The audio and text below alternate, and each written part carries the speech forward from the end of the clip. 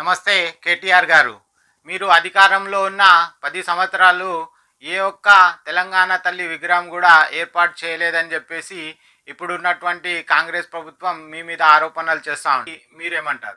ఉంది అక్కడ మా నాయకుడు కేసీఆర్ గారిపై ప్రారంభించారు. దయచేసి చూడండి, ఒక మాట చెప్పాలా, బర్త్ సర్టిఫికెట్లు పిల్లలకి ఇస్తారు. తెలంగాణ పుట్టినాడు గెజెట్ కేంద్ర ప్రభుత్వం ఇచ్చింది, తెలంగాణ రాష్ట్రం పుట్టింది, తెలంగాణ తల్లికి బిడ్డ పుట్టింది. తల్లులకు సర్టిఫికెట్లు, బర్త్ సర్టిఫికెట్లు ఇయ్యరు, జీవోలు గెజెట్ ఇయ్యరు. భారత మాత పుట్టినప్పుడు ఏ జీవో ఉందండి? తమిళ తల్లి పుట్టినప్పుడు ఏ జీవో ఉంది? తెలుగు తల్లికి ఏ జీవో ఉంది? అదే విధంగా కన్నడ అంబేకి ఏ జీవో ఉంది? ఒక పిచ్చివాడు, మూర్ఖుడు, చరిత్రను వక్రీకరించే సన్నాసి తాను చరిత్రలో తెలంగాణ ద్రోహిగా మిగిలిపోతాననే భయంతో వాళ్ళ చరిత్రను వక్రీకరించే ప్రయత్నం ఒక సన్నాసి చేసి దానికి ఒక కాగితం ఇస్తే తెలంగాణ తల్లి రూపం మారుతుందా? తలరాత మార్చమని అధికారం ఇచ్చిన తల్లిని మార్చమని కాదు. అందుకే అట్లాంటి మూర్ఖుడికి చెప్పిన అర్థం కాదు. దయచేసి మీరన్నా మీ కెమెరా పంపించండి. ఇప్పుడు ఇక్కడే ఉంటా, మీరు కెమెరా పంపించండి. అమరజ్యోతి ముందు బంగారు వర్ణంలో తెలంగాణ తల్లి ఉందా లేదా, కొలువు తీరిందా లేదా, మీరు దయచేసి చూడండి.